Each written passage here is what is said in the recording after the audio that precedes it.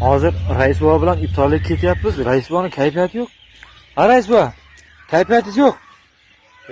Kecha radarga chiqibman-da. Yo'q, he? Qanday? Chiroyli chiqdimi rasmi? Bu o'laman desa sen kulaman desan. Hay, endi hazilda rais bova. Nima rasmdan jo'ra iftorgami? Iftorgami?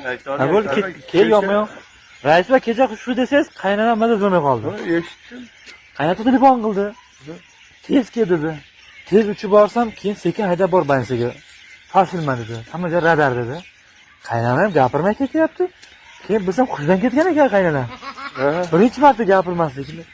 Qaynota bilan karon ko'rdim, tuyalaring bo'zlab boradi degan qo'shib qo'yib doktorxonaga yetganimizda olib kirib ketdi. Doktor chiqib yana 2 minut kech qolgandan keyin qaynonang ketar ekan dedi.